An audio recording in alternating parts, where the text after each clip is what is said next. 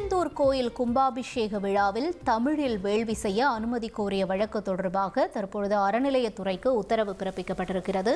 விவரங்களோடு இணைகிறார் எமது செய்தியாளர் மாரிச்சாமி. மாரிச்சாமி, வணக்கம். இந்த விவகாரத்தில் அறநிலையத்துறைக்கு என்ன உத்தரவு பிறப்பிக்கப்பட்டிருக்கு, நிலவரம் என்ன?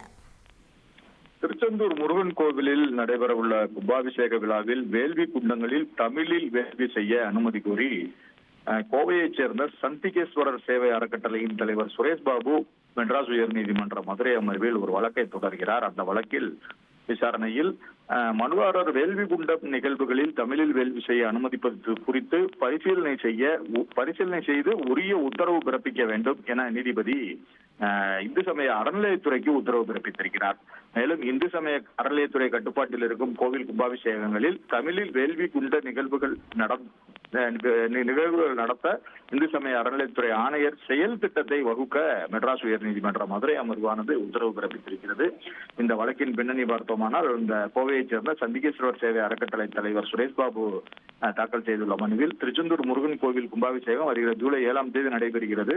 தமிழ் சைவ திருவழிபாட்டில் பட்டம் பெற்று கடந்த 20 ஆண்டுகளாக தமிழில் வேள்வி நடத்தி வருகிறேன். நான் அகராதிகள், திருக்குறள், தொல்காப்பியம் போன்ற தமிழ் சாஸ்திரங்களிலிருந்து எடுத்த தமிழ் மந்திரங்கள் இருக்கிறது. அந்த மந்திரங்கள் சமஸ்கிருதத்துடன் சமமாகவே தமிழுக்கும் முக்கியத்துவம் வழங்கப்பட வேண்டும். ஆகவே என திருச்செந்தூர் முருகன் கோவிலில் நடைபெறவுள்ள கும்பாபிஷேக விழாவில் தமிழில் வேள்வி ஆசிரியர்களுக்கு சம உரிமை வழங்கி வேள்வி குண்டங்களில் தமிழில் வேள்வி செய்ய அனுமதிக்க வேண்டும். விமான கலசம், கருவறைகளில் தமிழ் வேள்வி ஆசிரியர்களை அனுமதிக்க உத்தரவிட வேண்டும் என கேட்டிருக்கிறார்.